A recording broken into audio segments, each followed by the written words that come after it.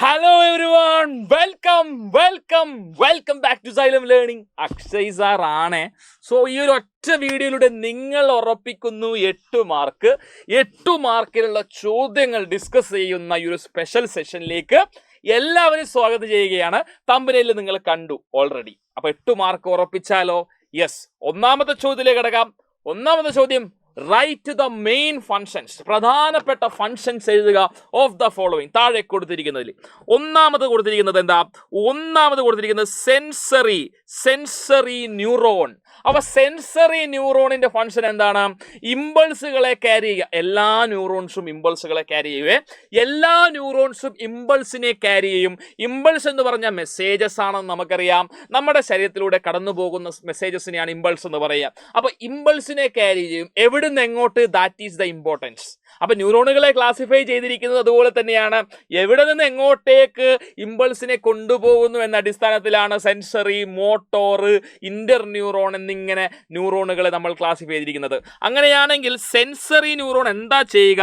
Sensory neuron ചെയ്യുന്നത് നമ്മുടെ central nervous system ഉണ്ടല്ലോടാ. സെൻട്രൽ നെർവസ് സിസ്റ്റം എന്താണ് സെൻട്രൽ നെർവസ് സിസ്റ്റം എന്ന് പറഞ്ഞു കഴിഞ്ഞാൽ? സെൻട്രൽ നെർവസ് സിസ്റ്റം എന്ന് പറഞ്ഞു കഴിഞ്ഞാൽ അത് നമ്മുടെ ബ്രെയിനും സ്പൈനൽ കോഡുമാണ്. ബ്രെയിനും സ്പൈനൽ കോഡിനെയുമാണ് നമ്മൾ എന്ത് പറഞ്ഞത്? സെൻട്രൽ നെർവസ് സിസ്റ്റം എന്ന് പറഞ്ഞത് അല്ലേ? അപ്പൊ സെൻട്രൽ നെർവസ് സിസ്റ്റത്തിലേക്ക് ഇമ്പൾസിനെ കൊണ്ടുപോകണം. എവിടെ നിന്ന്? ബോഡി പാർട്സ്, നമ്മുടെ ശരീരഭാഗങ്ങളിൽ നിന്ന്. അപ്പൊ ശരീരഭാഗങ്ങളിൽ ആരുണ്ട്? സ്പെഷ്യലൈസ്ഡ് സെൽസ്, റിസപ്റ്റേഴ്സ് ഉണ്ട്. അങ്ങനെയാണെങ്കിൽ നമുക്ക് പറയാം, നമ്മുടെ ബോഡി പാർട്സിലെ റിസപ്റ്റേഴ്സിൽ ജനറേറ്റ് ചെയ്യപ്പെടുന്ന ഇമ്പൾസിനെ നമ്മുടെ സെൻട്രൽ നെർവസ് സിസ്റ്റത്തിലേക്ക് കൊണ്ടുപോകുന്ന നെർവിനെയാണ് നമ്മൾ എന്ത് പറഞ്ഞിരിക്കുന്നത്? സെൻസറി ന്യൂറോൺ എന്ന് പറയുന്നത്. സോ നമുക്ക് പറയാം, sensory neuron carry impulse from receptor to the spinal cord, അല്ലെങ്കിൽ സെൻട്രൽ നെർവസ് സിസ്റ്റം എന്ന് നമുക്ക് പറയാം.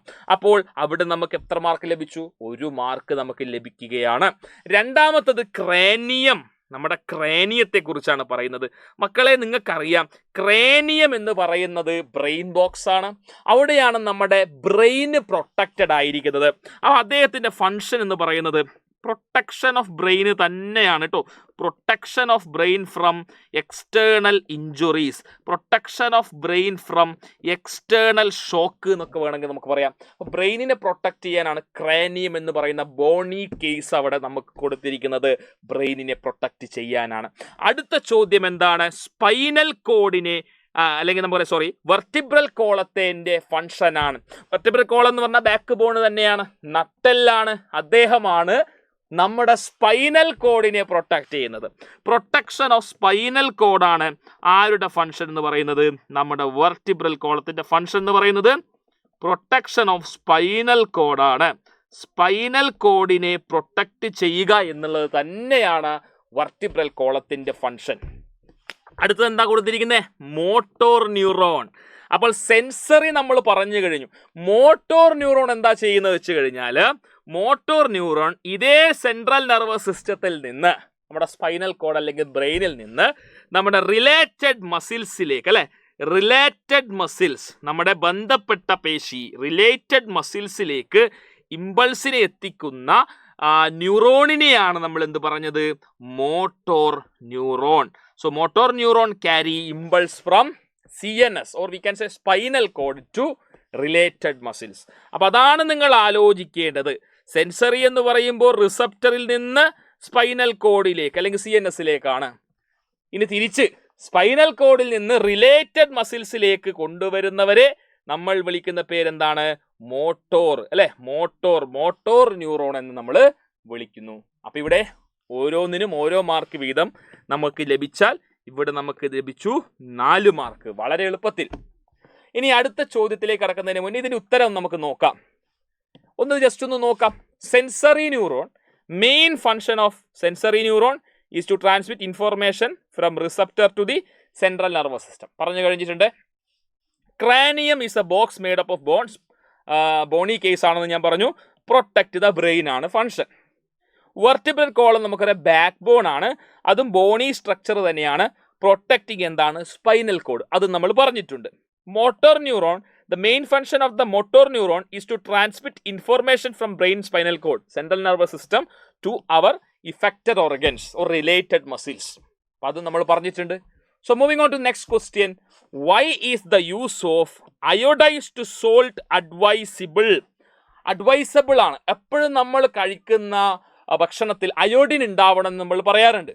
അപ്പോൾ അയോഡിൻ കിട്ടാനുള്ള ഒരു പ്രധാനപ്പെട്ട വഴി തന്നെയാണ് നമ്മൾ കറികളിലും നമ്മൾ ഉപയോഗിക്കും, ഉപ്പ് ഉപയോഗിക്കും അല്ലെ. ഉപ്പില്ലാത്ത കറിയെക്കുറിച്ചൊന്നും നമുക്ക് ചിന്തിക്കാൻ പറ്റില്ല. So always it is advised to use iodised salt. So നിങ്ങൾ വാങ്ങിക്കുന്ന ഉപ്പിൻ്റെ പാക്കറ്റിൻ്റെ പുറത്ത് നിങ്ങൾ ഒബ്സർവ് ചെയ്താൽ നിങ്ങൾക്ക് കാണാം written as iodised salt, means iodine enriched salt. So എന്തിനാണ് ഇങ്ങനെ അയഡിൻ പിന്നെ ഉപ്പ് കഴിക്കണം എന്ന് നിർദ്ദേശിക്കുന്നത്? So there is some relation between thyroid gland and iodised salt. അപ്പോൾ ശ്രദ്ധിക്കുക, തൈറോയിഡ് ഗ്ലാൻഡ് നമ്മുടെ നെക്ക് റീജിയനിൽ കാണപ്പെടുന്നൊരു എൻഡോക്രൈൻ ഗ്ലാൻഡ് ആണ് തൈറോയിഡ് ഗ്ലാൻഡ്. സോ ഈ തൈറോയിഡ് ഗ്ലാൻഡ് പ്രൊഡ്യൂസ് ചെയ്യുന്ന ഒരു ഹോർമോണാണ് തൈറോക്സിൻ. ഇവിടെ നമുക്ക് തൈറോക്സിനെ കുറിച്ച് ഡിസ്കസ് ചെയ്താൽ മതി. തൈറോക്സിൻ. സോ നമ്മുടെ തൈറോയിഡ് ഗ്ലാൻഡിന് തൈറോക്സിൻ എന്ന ഹോർമോൺ പ്രൊഡ്യൂസ് ചെയ്യണമെങ്കിൽ അവിടെ എസെൻഷ്യൽ ആയിട്ട് വേണ്ട ഒരു എലിമെൻ്റ് ആണ് ഈ അയോഡിൻ എന്ന് പറയുന്നത്. Iodine is very very important. So iodine is required for the production of thyroxine from the thyroid gland.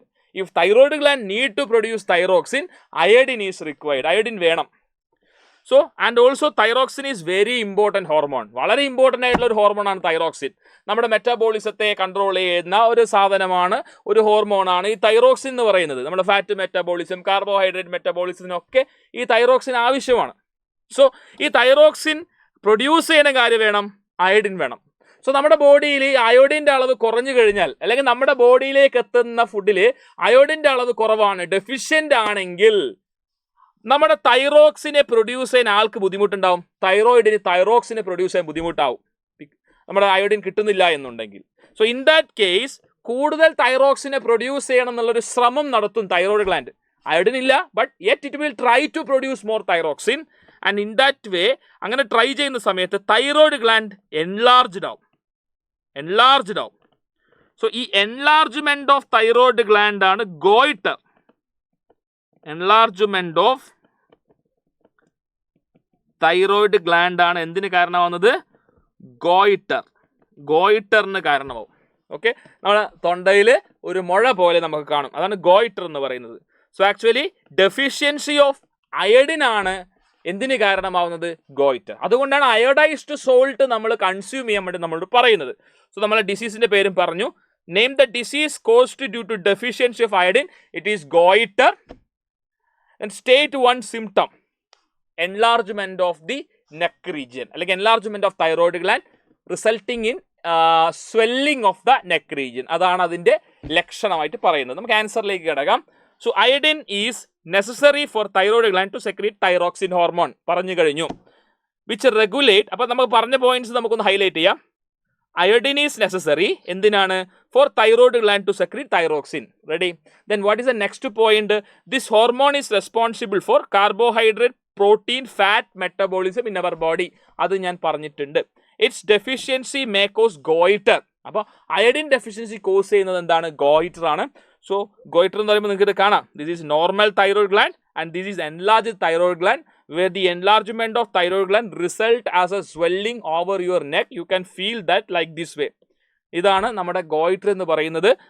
അതുകൊണ്ട് തന്നെ therefore use of iodized salt is advisable. Always one should take food that contain iodine. The best way is to eat seafood, or you can include iodized salt in your diet. Its key symptom is swollen neck. അത് തന്നെയാണ് ഇതിന്റെ ഏറ്റവും പ്രധാനപ്പെട്ട ലക്ഷണവും. The next question, the rate of breathing in aquatic organism is much higher than that seen in terrestrial organism. Give reason. അപ്പോൾ aquatic organism means organism that lives in water. Terrestrial organism means organism living in the land. അത് ആദ്യം നിങ്ങൾ മനസ്സിലാക്കേണ്ട point ആണ്. അപ്പോൾ എന്താ പറയുന്നത്? Breathing rate aquatic ഓർഗാനിസത്തിൽ വളരെ സ്പീഡാണ്, അല്ലെങ്കിൽ വളരെ ഫാസ്റ്റർ ആണ് compared to terrestrial. Terrestrial organism അവരെവിടുന്ന ഓക്സിജൻ എടുക്കുക? Yes, from the atmosphere. So വളരെ ഈസി ആയിട്ട് അവരെന്ത് ചെയ്യും? ആ അറ്റ്മോസ്ഫിയറിലുള്ള എയർ യൂസ് ചെയ്ത് ബ്രീത്ത് ചെയ്യുന്നു. സോ നോർമൽ ബ്രീത്തിങ് അല്ലെങ്കിൽ നോർമൽ റേറ്റ് മതിയാവും. ഇനി when we compare ourselves with aquatic organisms like fish, so ഫിഷിനെ കൺസിഡർ ചെയ്യുമ്പോൾ ഫിഷിനും ജീവിക്കണമെങ്കിൽ ഓക്സിജൻ വേണം, ബ്രീത്ത് ചെയ്യണമെങ്കിൽ ഓക്സിജൻ വേണം, റെസ്പിറേഷന് ഓക്സിജൻ വേണം. സോ അവരെന്താ ചെയ്യുക, അവർ വെള്ളത്തിലുള്ള ഡിസോൾഡ് ഓക്സിജനെയാണ് യൂസ് ചെയ്യുക. അവർ വെള്ളമാണ് ഉള്ളിലേക്ക് എടുക്കുക, അതിൽ നിന്ന് ഡിസോൾഡ് ഓക്സിജൻ അവർ യൂസ് ചെയ്യും. ആ വെള്ളത്തിനെ സംബന്ധിച്ചിടത്തോളം ഡിസോൾഡ് ഓക്സിജൻ്റെ അളവ് വളരെ കുറവാണ്. അറ്റ്മോസ്ഫിയർ എയറിൽ 21% ഓക്സിജൻ ഉണ്ടെങ്കിലും ഈ വെള്ളത്തിൽ ഡിസോൾഡ് ഓക്സിജൻ്റെ അളവ് വളരെ കുറവാണ്. അറ്റ്മോസ്ഫിയറിൽ കൂടുതലുണ്ടെങ്കിൽ നമുക്ക് എളുപ്പത്തിൽ ശ്വസിക്കാമല്ലോ. പക്ഷേ വെള്ളത്തിൽ ഡിസോൾഡ് ഓക്സിജൻ അളവ് കുറഞ്ഞതുകൊണ്ട് തന്നെ അവർ വളരെ പെട്ടെന്ന് എന്ത് ചെയ്യേണ്ടി വരും, അവർക്ക് ഈ എനർജി റിക്വയർമെൻറ്റ് മീറ്റ് ചെയ്യണമെങ്കിൽ വളരെ പെട്ടെന്ന് ബ്രീത്ത് ചെയ്യേണ്ടി വരും. അതുകൊണ്ടാണ് അവർ വളരെ പെട്ടെന്ന് എന്ത് ചെയ്യുന്നത്, ബ്രീത്ത് ചെയ്യുന്നത്. So here is the answer. A terrestrial organism നമുക്കറിയാം കരയിൽ ജീവിക്കുന്നവരാണ്. So they can obtain oxygen directly from the air. നമുക്ക് ഡയറക്ട്ലി എയറിന് ഓക്സിജൻ എടുത്താൽ മതിയല്ലോ, അവിടെ പ്രശ്നമൊന്നുമില്ല. അതുകൊണ്ട് തന്നെ ഹാവ് സ്ലോ ബ്രീത്തിങ് റേറ്റ്. നമുക്ക് മെല്ലെ ശ്വസിച്ചാൽ മതി. But an aquatic organism have to obtain oxygen for respiration which is dissolved in water. So aquatic ഓർഗാനിസത്തിൻ്റെ കേസിൽ അവർക്ക് ഓക്സിജൻ വേണം, അവർക്ക് റെസ്പിറേഷൻ ഉണ്ട്, അവർക്ക് എനർജി പ്രൊഡ്യൂസ് ചെയ്യണം. സോ അങ്ങനെ വരുമ്പോൾ അവർ യൂസ് ചെയ്യേണ്ട ഓക്സിജൻ ഡിസോൾഡ് ആയിട്ടുള്ള ഓക്സിജൻ ആണ്.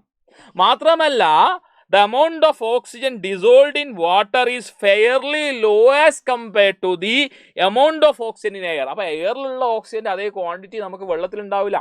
ഡിസോൾഡ് ഓക്സിജൻ അത് അത്ര വളരെ കുറവുള്ള ഓക്സിജൻ ആണ്, വളരെ കുറവാണ് ഓക്സിജൻ്റെ അളവ്. So that is why rate of breathing in aquatic organism is much faster compared to terrestrial organism. ഈ ഒരു ക്വസ്റ്റ്യൻസ് നമുക്ക് പരീക്ഷയ്ക്ക് പ്രതീക്ഷിക്കാവുന്ന ക്വസ്റ്റ്യൻ ആണ്. സോ ഇന്ന് നമുക്ക് ഇത്രയും മതി. അപ്പം നിങ്ങൾക്ക് ഇവിടെ എത്ര മാർക്ക് ലഭിച്ചു? ഇവിടെ ഈ ക്വസ്റ്റ്യനിൽ നിങ്ങൾക്ക് 2 മാർക്ക് ലഭിച്ചു. അത് നോക്കിക്കോളൂ, ഈ ക്വസ്റ്റ്യനിൽ 2 മാർക്ക് ലഭിച്ചു. ഇനി ഈ ക്വസ്റ്റ്യനിൽ നിങ്ങൾക്ക് 2 മാർക്ക് ലഭിച്ചു. ഇവിടെ നിങ്ങൾക്ക് 4 മാർക്ക് ലഭിച്ചു. 4ഉം 2ഉം 6, 6ഉം 2ഉം 8 മാർക്ക് ലഭിച്ചു. അപ്പോൾ ഈ ഒരൊറ്റ വീഡിയോയിലൂടെ നിങ്ങൾ ഉറപ്പിച്ചു 8 മാർക്ക്. സോ നിങ്ങൾക്ക് എല്ലാവർക്കും ഈ ഒരു വീഡിയോ ഉപകാരപ്രദമായിട്ടുണ്ട് എന്ന് തന്നെ കരുതുന്നു. ഉപകാരപ്രദമായിട്ടുണ്ടെങ്കിൽ what you need to do is share this video with your friends. നിങ്ങളുടെ സുഹൃത്തുക്കളിലേക്ക് ഈ വീഡിയോ എത്തിക്കുക. അതുപോലെ തന്നെ നിങ്ങൾക്ക് ഇനിയും ഇതുപോലുള്ള വീഡിയോസ് ലഭിക്കണമെങ്കിൽ നിങ്ങൾ ഇനിയും ഈ ചാനൽ സബ്സ്ക്രൈബ് ചെയ്തിട്ടില്ലെങ്കിൽ എന്ത് ചെയ്യുക, ഇപ്പോൾ തന്നെ ഈ വീഡിയോക്ക് താഴെ കാണുന്ന സബ്സ്ക്രൈബ് ബട്ടൺ പ്രസ് ചെയ്തുകൊണ്ട് തൊട്ടടുത്തുള്ള ബെല്ലൈക്കൺ കൂടി ഇനേബിൾ ചെയ്യുകയാണെങ്കിൽ ഞങ്ങൾ അപ്ലോഡ് ചെയ്യുന്ന ഇതുപോലുള്ള വീഡിയോസ് നിങ്ങൾക്ക് നോട്ടിഫിക്കേഷൻ ആയിട്ട് കിട്ടുന്നതായിരിക്കും. മറ്റൊരു വീഡിയോയിൽ വീണ്ടും നമുക്ക് കണ്ടുമുട്ടാം. അതുവരേക്കും it's me Akshay signing off. Bye-bye.